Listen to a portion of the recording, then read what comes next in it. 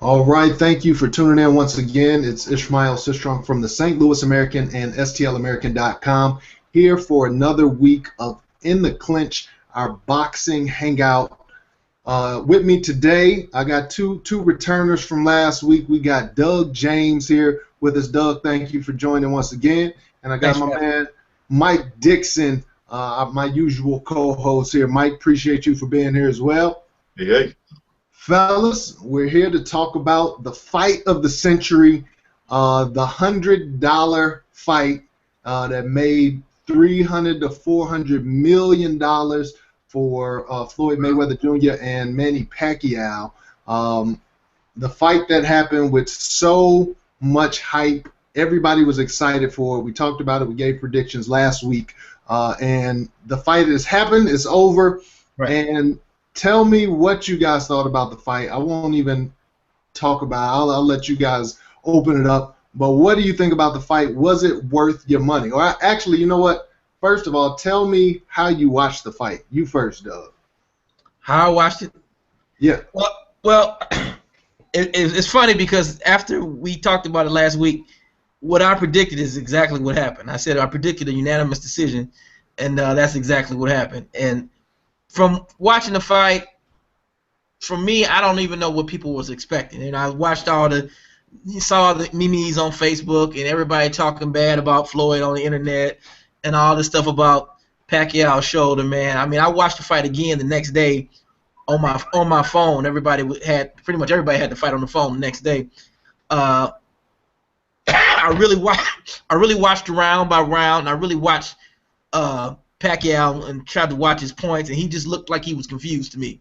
He looked like he wasn't the usual Pacquiao we see throwing a lot. I think he was kind of confused because like I said last week, he's used to just overpowering guys and throwing so many punches. And I watched Floyd go head body like I said he would, and I think he had Pacquiao confused. And from my take, it wasn't a great fight. I mean, I wasn't expecting a great fight myself. I was expecting Floyd to do what he did, win on points, and a lot of people were upset, but this is just what everybody built it up to be, and it really wasn't that to begin with. I mean, like I said, after the Marquez situation, I knew what Pacquiao was going to bring, and that's exactly what happened. Now, see, Doug, now you win today the not being able to follow the rules. I said, tell me how you watched the fight. Doug, like, I was right. Last week, y'all know I was right. What I said happened, because I'm right.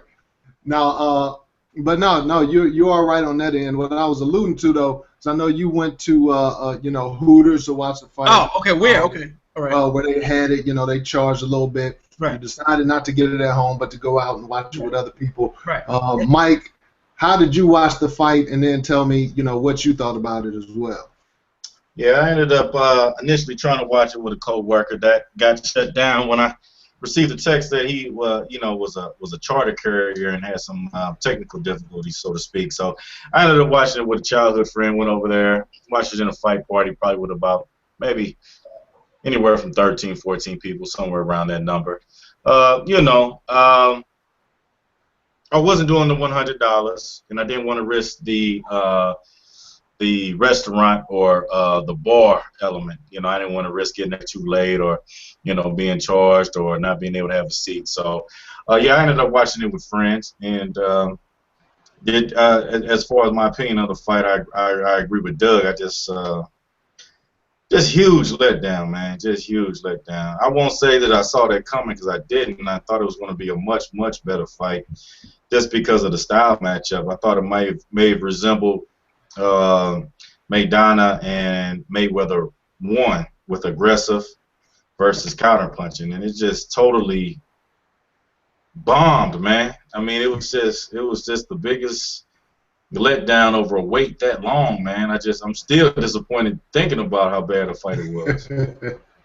Yeah, and where I watched it, I ended up going over Eric's house. We've had him on plenty of times. Went over his house. He had a fight party as well. And my only reason for bringing that up was just to show that, this was a big event. People were going out to restaurants. People were having big fight parties. Like you said, nobody really wanted to eat that $100 alone. So, you went over other people's house. Everybody chipped in. got some food, got some wings, whatever. And everybody did it big in anticipation of this big matchup. And Mike, as you were just alluding to, I was the only one on the show last week who picked Pacquiao. And the reasons that I laid out for picking him were what you were just talking about, where Pacquiao has always been a very aggressive fighter. He's thrown a lot of punches. He throws big combinations, 4 or 5 punch combinations. And so I expected that we would see that out of Pacquiao and that he would be like Marcos Maidana in that first fight. And I figured if Maidana could pressure Mayweather like that, then Pacquiao, someone who's faster, someone who's probably stronger, and someone who throws a lot straighter punches, that he would be able to cause problems. But for whatever reason, and this is what I wrote about in my article this week, Pacquiao was not aggressive at all. I mean, Pacquiao did not look like the Manny Pacquiao that we normally see. Now, some may look at, we've heard about the injured shoulder, the rotator cuff. He's actually already had surgery on it. So some diehard Pacquiao fans are going to say, well, he was injured, that's why he wasn't throwing punches. I don't really believe that. I believe the injury is valid. I'm sure that his shoulder was sore. I've had some rotator cuff issues in the past, but Pacquiao was able to throw, I believe it's his right shoulder. He's able to throw the right hand throughout the night. He just didn't throw enough punches with either hand. He normally throws over 700 punches around, upwards of 750. Saturday night, he threw 429 punches. Wow. Wow. And this is even more shocking. But besides that, is that Mayweather threw more punches than Manny Pacquiao. And I'm telling you, if either of you, we talk about the $100 fight amount, if either of you would have bet me $1,000 that Mayweather would throw more punches than Manny Pacquiao, I would have took that in a minute. I would have bet anything on that because there's no way Pacquiao could have won without throwing significantly more punches than Mayweather. Right. But for whatever reason, he didn't. Right. Doug, do you feel like Mayweather's defense is what caused Pacquiao to be shy, to be gun shy, or do you think that Pacquiao was just all for a mixture of both? I think it was a mixture of both, man. Because like I was saying, I watched it again on my phone. I was kind of really digging into Pacquiao. I think he's just not. He's used to going in there just banging with cats and overpowering them. You look at the Cotto fight, the Margarita fight, Shane fight, De La Hoya fight. I mean, he just overpowers these cats. And, none of these cats I named really have great defense. And I think when I was watching, when Floyd was stuck him one good time, and then he swung at Floyd and missed, and then he walked up to Floyd. Floyd hit him in the face. Then he hit him in the body. Then he went back to the face, went back to the body. And I think it was a combination of both. I think the defense threw him off, and I think he was confused because he's not used to fighting people. When he comes in and powers them, he powers them. And then he got hit, and then he started thinking about them points. And then I think Freddie Roach was probably in the corner like, come on, man, you got to do this, you got to do that. And I think it just kind of threw him off his game. And that's the best thing I can say. I think he was just completely thrown off his game, and by like 9th or 10th round, I think he was just reaching. Mike, what about you? What do you think? Probably gonna disagree a little bit, or just give a different opinion. I thought Manny was aggressive in spots, maybe not as aggressive as we've seen him in the past, but I think Mayweather had a lot to do with that. Positive or negative, however you want to look at it, but Mayweather simply was not willing to engage. So obviously Manny had to, I would think of this as a possible strategy for Mayweather. So yeah, I think you can put part of the blame on Manny, what he was or wasn't doing. But as far as an aggressor, I saw him coming forward still. I did see him, what seemed to me to be pressing action. I saw a ton of movement from Mayweather, and which really, we know that he has this in his arsenal. We know he has a penchant to do this, but I just thought almost excessive movement. Is it fighting smart? Hey, I'm sure I could be picked apart here and everything like that, and people can counter me with all kind of arguments. But I thought it greatly affected the outcome being a dull fight. I just, was really, like, again, I can't say it enough. I really was let down when you talk about negotiations starting back in 2009, of them finally fighting in May of 2015. I just thought it was a total letdown. I think both of them are to blame. Maybe Manny didn't take as many risks as he should have, and Floyd took absolutely no risks. And I just, when you talk about a guy clearing $150 million, and when you talk about you charging people $100 to see this, and it seemed like around 7 or 8, Mayweather had kind of established his superiority over Manny. I just, as a fight fan, would have seen him. Okay, let's maybe give us something, try to put a little hurt on him. I mean, at least try it. It is a combat sport. I just would have liked to seen him maybe turn it up a little bit as far as to maybe go against the amateur point system that he was seemed to be Olympic style scoring point system that he was working off of. It was boring, man. It was terrible. So I think both of them are to blame for that. I'm not cutting either one of them any slack, but whoever's to blame, point the finger at the most. It was boring, man. And you charged people $100. I cannot get past that. And you cleared $150, and you wanted to do nothing besides Manny, I guess, maybe be a little bit reserved, and Mayweather, was comfortable with pecking and then running halfway across the ring and tying them up and everything. It's just they need to be held accountable. I'll tell you this: if I work at 5 o'clock in the morning, if they fought again, I promise you, I wouldn't take a vacation day or make any type of adjustments to see the rematch. I promise you. And they've already been talking about rematch, of course, with Pacquiao's injury. Now Mayweather said he texted Pacquiao and told him, hey, he'll give him another fight in a year. Yeah, he just came off that today. I was reading the text. I went to a get together for a buddy, and I picked up my phone, and now he's retracted from that. So, I mean, who cares? It took him this long to fight. We've had countless shows where we talked about this fight for many years. It was a fictional fight, like talking about, Incredible Hulk versus Superman. It looked like a fight that never would happen, and then they finally fought, and then they bombed, man. I hate talking about it now, but I know it's the subject. It's a mainstream fight. I'm much more interested in the Kirkland versus Canelo. I'm done ranting. Hey, Mike. Let me say this though. But this is the thing. I had an argument with a guy at work, and this is the thing I was telling him. I was like, after Pacquiao's last few fights, he beat Bradley. He beat Brandon Rios.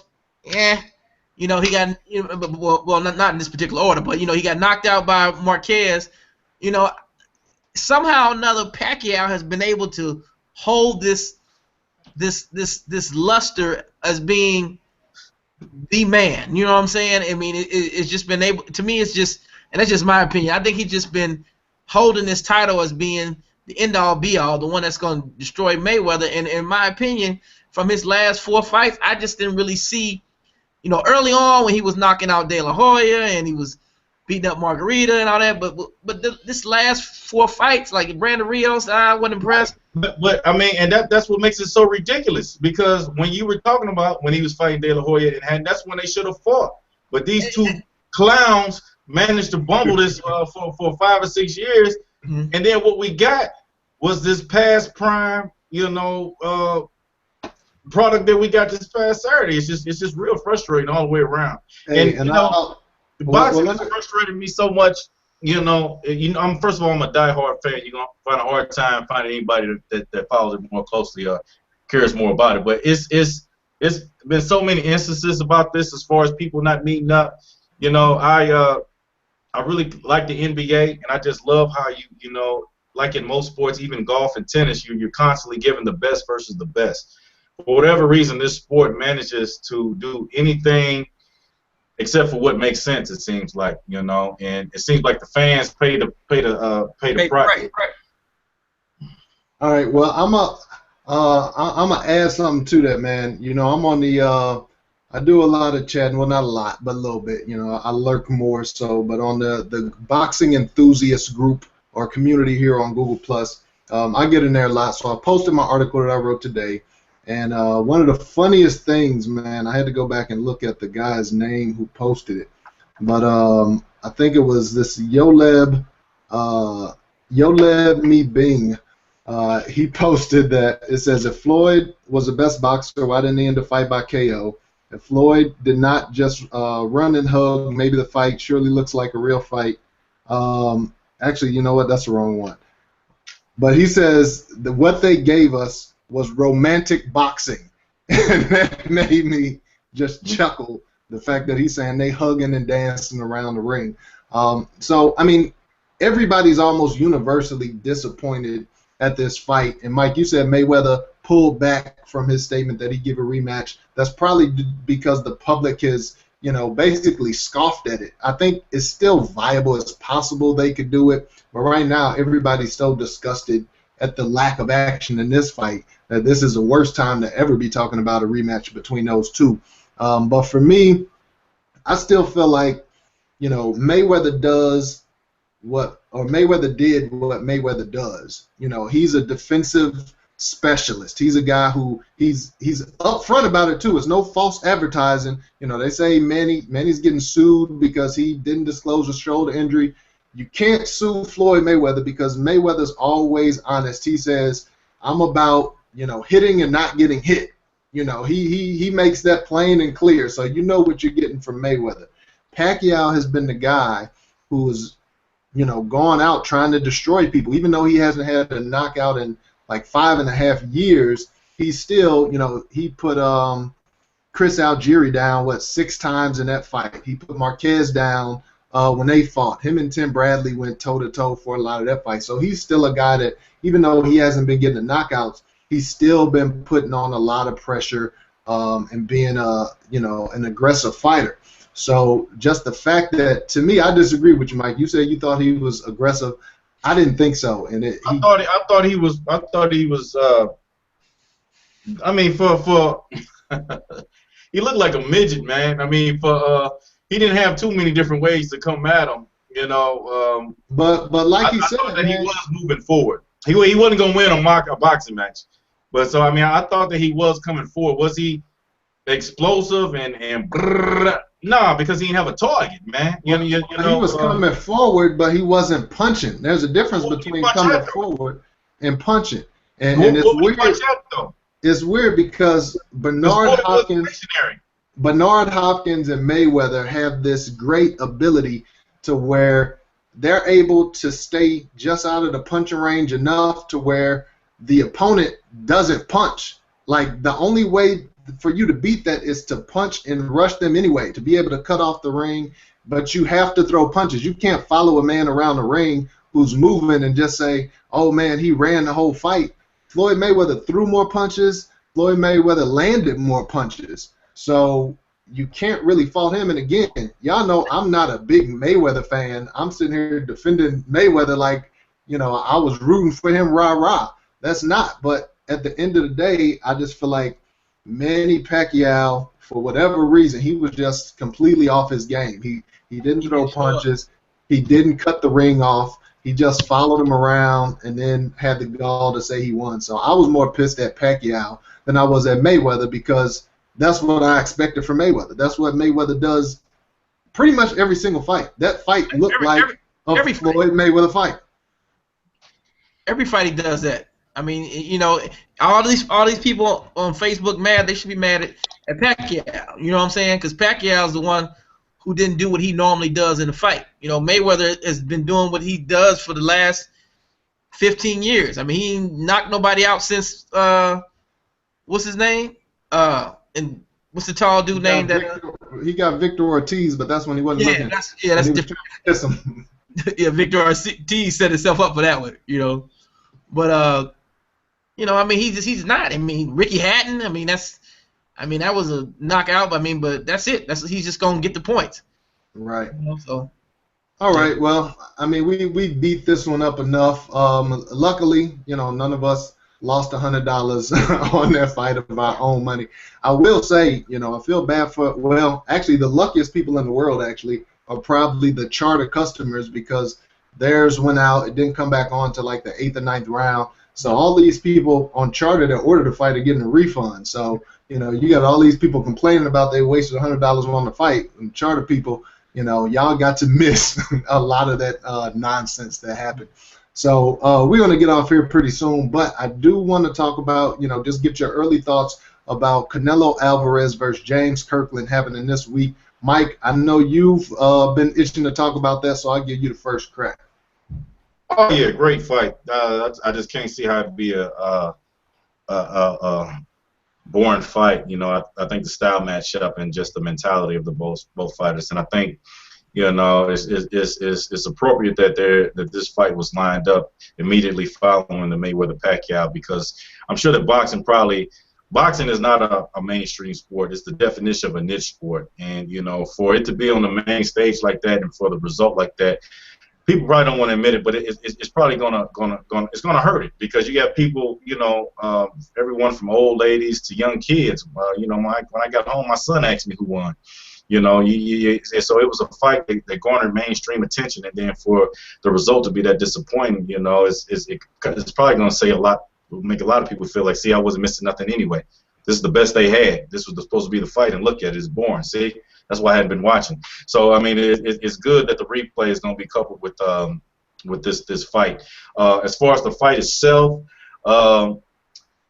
you never know what you're going to get with James Kirkland. You know it's going to be exciting, win, lose, or draw. But you know, I don't think I know enough about James, what he's been doing in this, what is it, 16 months or something like that since he's fought. So I wouldn't feel real comfortable picking James, and I've always been a fan of Canelo. I think he's probably peaked as far as his skills, because he looks the same every single fight. You know, some guys you look and he's like, wow, man, he's added a few new wrinkles. He looks good. Canelo, he seems like he's kind of been kind of stagnant. You know, the Trot fight, the Angulo fight, the Mayweather fight, you know, they all look the same. The Mosley fight, but I think his punches are crisp, hard, and to the point, and a lot of James are wide and looping, and I think that's going to play into Canelo's favor. And I really could see Canelo catching James, because we know James will hit the dirt. I can see him catching James and maybe even getting a stoppage, and we know Canelo hasn't had a stoppage for a while. I can see Canelo actually winning this fight by KO. Doug? I have to agree with Mike. I think Kirkland, is Ann Wolfe still his trainer, the lady? No, not for this fight. He's gone away and stopped training with her, and really didn't even give her any notice about it. He just Really? just called another trainer. So no, she will not be in this corner. And that can even be a problem too. I'm not saying she's great. I'm just saying when you're switching trainers, sometimes that can be a problem. I agree with Mike though. I think Canelo, since the Mayweather fight, his other fights haven't been super impressive, but I think he's more disciplined, man. All of James Kirkland's fights to me it seems like he's just not real disciplined. He's got the power, I mean, but you know, like you say, we've seen him get hit a bunch of times. We've seen him get knocked down. He just doesn't have that discipline for him. I think Canelo has a little bit more discipline. I think Canelo's gonna put his punches together. I think James is gonna probably do a few risky things and get caught. And like you said, I think James may get knocked out. It may be a later knockout, but I'm thinking about 9th round, James may hit the dirt. Yeah, and I'm gonna agree with you on the winner, Canelo. You know, I think Canelo has some boxing skills. You know, Kirkland is more of a brawler. You know, throws a lot of wide looping punches. Canelo has some boxing skills. He tried to use them against Mayweather and failed miserably. But I think against a guy like Kirkland, he'll be able to box when he needs to, and he'll be able to slug when he needs to. And his punches. You say failed miserably, but I watched that fight leading up to that week. That Canelo, he got outboxed, and it was a masterful performance against him. But he actually did better boxing. Well, he probably won at least maybe 2 or 3 rounds against Mayweather, which is saying something. Yeah, but I mean, in the grand scheme of things, if you win 2 or 3 rounds, I think failed miserably is right. Quick to say.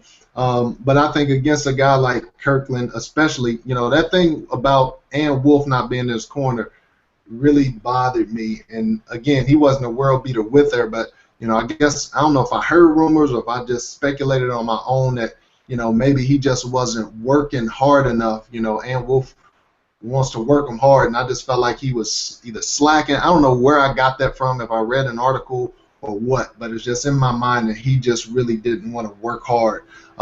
So I think he'll get beaten. I don't know if he'll get knocked out. I think he may hit the canvas, but I'll say a decision, but a knockout is definitely possible. Then again, Kirkland has pulled off some big upsets, and the fact that he swings for the fences means that Canelo is going to be in danger. Kirkland is a live underdog. And again, this fight is going to be the opposite of the Pacquiao-Mayweather fight, where you didn't see too much combat, didn't see too much attacking. That's all you're going to get here in this fight. So this would have been nice to like have on the undercard or something leading into Mayweather-Pacquiao, to where you have a good, exciting fight, even if it was a letdown. But their undercard was trash, and I mean it was ridiculous. Especially if you want to talk about the $100. The fact that you charged $100 and didn't put together any type of undercard whatsoever. Right. But anyway, any last thoughts? We're going to sign off here. But any last thoughts either about Mayweather-Pacquiao, about Kirkland and Canelo, or about anything else coming up on the boxing horizon? What's the deal with this is going to be on the heavyweight tip. What's the deal with the what's the guy's name that beats Stavern? Deontay Wilder. Who is his next opponent? Do we know him? Yeah, they just announced it today on Boxing News 24. It's looked like a tune-up level bout. It was a guy that I hadn't heard of. It was a foreign name. I can't remember exactly what it was, but they just put some stuff out on the internet about it today. Actually, was the first I had seen of it. Yeah, and I hadn't even read that yet. So I know some people were speculating about him fighting Anthony Joshua, but that was just pure, kind of fantasy matchup stuff. So, but if he's in there against a lower tier opponent, somebody to keep his skills warm. Hopefully, I want to see him get in there with Vladimir Klitschko sooner than later. I know some people are saying he's not ready yet, but I'm like, look, the heavyweight division has been down for so long, or not even down, but just dominated by Klitschko. Now you have another guy that has that height, that has that power to make an exciting matchup. So even if he loses or something, Vladimir is not going to be around for too much longer. He's got probably a year left, two if he really wants to stretch it out. So I feel like Wilder's people, get him in this little fight here and then go straight for Vladimir Klitschko, because he wants to have that opportunity to dethrone the champ, or even if he loses, he gets that championship experience. Mike, anything else that you wanted to add? Yeah, I just wanted to mention that while I was surfing my boxing sites today too, I also read something else that you guys might find interesting. They say that this fight is close to being finalized between Adrian Broner and Sean Porter. I thought that was real interesting. Evidently, Broner already has a date lined up. I think they said maybe June 20th, if I read that, for the PBC series. So it'd be either on Channel 5 or Channel 4. I'm not sure. But I thought that was an interesting style matchup. And we definitely would want to be one of the first ones to go on note. I don't know why the odds makers would make it, but I think that's a bad matchup for Adrian Broner, actually. Yeah, that'll be interesting. I did hear about that fight as well. I don't know. It may be a bad matchup for both of them. I mean, the thing with Porter is that, Porter brings a lot of aggression, a lot of brute strength. We saw him run through a lot of guys until he went up against a guy that could stand up to him strength-wise, and Kell Brook. So Broner, he hasn't really packed that punch. He hasn't really shown to be a puncher as he's moved up in weight. Yeah, so and I said the fight would be at welterweight. Yeah, so it is going to be at welterweight. Yeah, Okay. it would be at welterweight. Yeah. Yeah, well, Porter isn't really going. I don't think he's going back down anywhere. So yeah, that'll be an interesting matchup. My initial thoughts, I'm thinking that Broner is still too fast, and I think he's strong enough, just body-wise, maybe not punch-wise, but he's strong enough just in his body and his build, where he's not going to be able to just push Broner around like he did a guy like Paul Malignaggi or a guy like Devin Alexander. So I think Broner will be able to stand up to him, from all that brute wrestling and all of that. But then he'll be still quick enough with his hands and with his movement to outbox him, because Sean Porter is, he's boxing deficient. He's just really strong and really awkward. So right now, I would lean towards Broner, but again, that's just a gut reaction. I had to go back, look at some tape, and analyze it a little bit further before I gave a final pick. What do you think about that, Doug? Yeah, man, I kind of agree with both of you guys, man. I think, Broner, I mean, it's kind of funny. Bronner doesn't really have that strength to me. I think 140 is his deal to me. I mean, at 147, I just don't feel him at 147. You know, he started at 130, went to 135, 140, 147. I still think, he's got the skill, but I mean, once he gets some good pressure on him, man, like Madonna put on him, man, I don't know. I mean, I think dude is kind of like you say, he's a brute. He catch Bronner, man, it might be it, but Bronner's got better boxing skills, so we'll see if that weight class would work well for him. I don't think so though. Yeah, he needs to stay away from welterweight. I mean, really, he's not even showing the power at 140. Yeah. So for him to be up at 147 is definitely not where he belongs. But we'll see. It'll be interesting, man. That's one of those style matchups that you want to see because one guy's a boxer, one guy's an aggressive guy. So maybe that'll end up being how people thought Pacquiao versus Mayweather would actually be. Right. All right, well, with that, let's go ahead and wrap it up, fellas. But again, I appreciate you for joining us. Doug James with us once again. Mike Dixon, appreciate you guys and your infinite boxing knowledge and giving us. You guys really gave me a lot of the same stuff that I've been hearing as I've been talking to guys, in different communities or at work or, just out and about, giving us their sides of who's to blame and this and that and the other. So tell us what you think. Whose fault was it that fight sucked that much? Or do you think it was a great fight? And what do you think about Canelo Alvarez, his fight this week with James Kirkland as well? Or Adrian Broner? He's always a guy that gets a lot of attention. So let us know your preliminary thoughts on that fight. But we're going to go ahead and sign off. Once again, I'm Ishmael Sistrunk with the St. Louis American. You can find me at stlamerican.com or my Twitter handles right here on the screen. Mike Dixon, Doug James, appreciate it. We'll see you guys next time. All right. Peace.